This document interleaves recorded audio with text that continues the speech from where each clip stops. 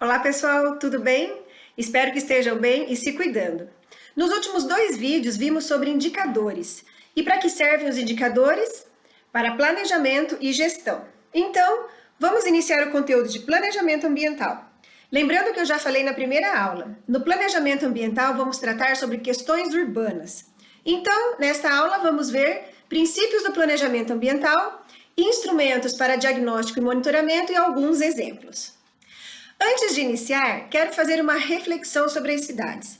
As cidades existem desde milênios antes de Cristo.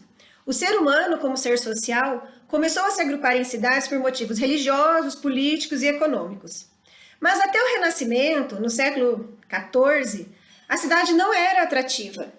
No Renascimento, os arquitetos italianos transformaram as cidades em locais charmosos, com planejamento.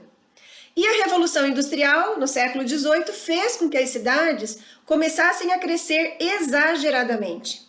Com os avanços tecnológicos e científicos, a população em geral também começou a crescer de forma exponencial. Vamos ver o gráfico. Com esse gráfico, podemos perceber que a população mundial na Revolução Industrial era de aproximadamente 1 bilhão de pessoas. Hoje já ultrapassamos os 7 bilhões e esse aumento aconteceu em apenas 200 anos. A projeção da ONU é que, em 2050, a população chegue a 9,7 bilhões. Em 2019, a ONU publicou que 55% da população mundial morava em cidades. A projeção é que, em 2050, mais de 70% esteja nas cidades. No Brasil, esse dado é ainda mais alarmante. O IBGE estima que hoje 86% dos brasileiros vivam em áreas urbanas. Obviamente, esse crescimento populacional e urbano traz muitas consequências negativas, como favelização, violência, fracasso da educação, descaso com a saúde, má distribuição de renda, subemprego, pobreza, poluição, desmatamento, aquecimento global, chuva ácida, entre tantos outros. Isso nos mostra que o planejamento das cidades é essencial. Mobilidade e acessibilidade, saneamento básico, energia, construções, áreas verdes, preservação de rios, etc. E esse aspecto ambiental do planejamento é muito importante. Sabem por quê? Vamos fazer um exercício mental chamado fauna urbana. O termo fauna se refere aos animais e urbano se refere às cidades. Então, o exercício é vocês pensarem em animais que moram nas cidades. Não vale animais que estão no zoológico. Vamos lá? 10 segundos.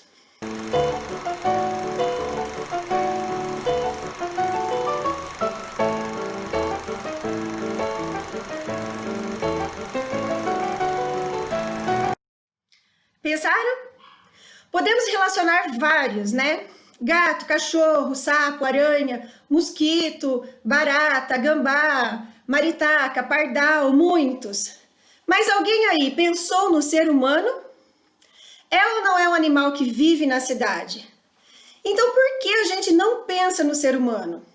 Porque aprendemos que o ser humano é racional, é diferente dos outros animais, está no topo da cadeia biológica e o resto da natureza precisa servi-lo. Mas não é bem assim, né? O ser humano depende exclusivamente da natureza, enquanto que a natureza não precisa do ser humano. Assim, o planejamento urbano é questão de nossa sobrevivência e de outras espécies também. É responsabilidade nossa a minimização de poluição e o melhor aproveitamento dos recursos para as nossas atividades diárias nas cidades. Então vamos ver os princípios do planejamento ambiental. De acordo com Sachs, o planejamento ambiental é a elaboração de metas e objetivos de forma consciente e racional, com menor gasto de energia e menor degradação ambiental. Sendo assim, o planejamento ambiental tem por objetivo o desenvolvimento sustentável, uma sociedade justa e uma economia viável. Esses objetivos só serão atingidos se o planejamento ambiental das cidades levar em consideração a preservação por meio de unidades de proteção integral, a conservação por meio de unidades de uso sustentável e a recuperação, caso o ambiente já esteja degradado. As cidades do século XXI precisam se preparar para esse desafio. A humanidade já superou várias adversidades, como guerras e doenças. Apesar de estarmos no meio de uma pandemia, é só questão de tempo para uma vacina ser desenvolvida ou a cura total ser descoberta. Nossa grande provocação daqui para frente é saber se somos dignos desse planeta. E essa questão é delicada, porque existem muitas pessoas muito engajadas e conscientes do seu papel, mas existem tantas outras que continuam sem enxergar no alto do seu egoísmo. Vocês conhecem um jogo de computador que simula cidades? Chama SimCity. Nesse jogo, você é o prefeito e constrói e administra uma cidade. Antes de começar a criar a cidade, você ainda pode mexer no terreno, deixando ele mais plano ou mais acidentado. Se você pedir para um filho ou um sobrinho de 15 anos, ele deve achar para você na internet uma versão demonstrativa. Garanto que se você não gosta de jogos digitais, desse você vai gostar. Muito bem. Uma vez definidos os princípios do planejamento, vamos ver quais são os instrumentos para diagnóstico e monitoramento. O diagnóstico é entendido como o estado em que se encontra uma cidade. O monitoramento é o acompanhamento ao longo do tempo. Então, tanto para um como para outro, usamos os indicadores, que vocês já bem conhecem, certo? Vamos ver alguns indicadores que ranqueiam cidades. Usando 32 indicadores, tanto sociais, ambientais e econômicos, a companhia de consultoria ambiental Arcades calcula o indicador de cidades sustentáveis, desde 2016. Para 2018, as 20 cidades mais sustentáveis estão mostradas nesta figura.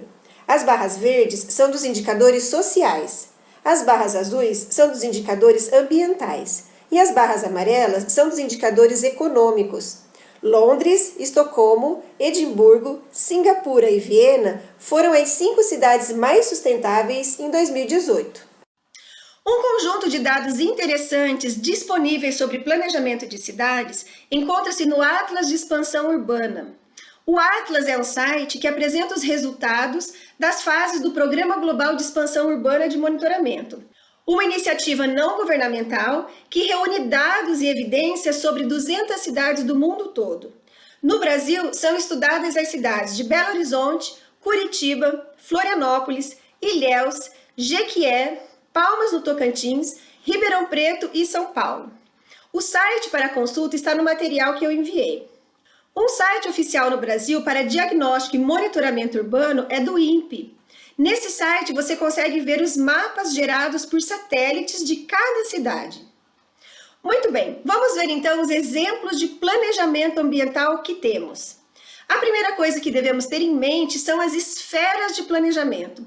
Vamos ver na figura.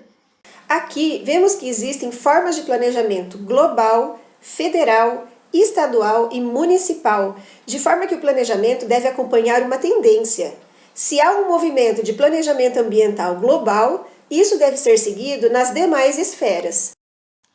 Os exemplos de planejamento global são os resultados das conferências e dos tratados internacionais e os ODS. Por essa imagem, vocês podem ver que a primeira Conferência Internacional sobre Meio Ambiente aconteceu em 1972, ou seja, esse movimento é bem recente. Essa reunião foi um marco, onde foram traçadas diretrizes para as ações seguintes.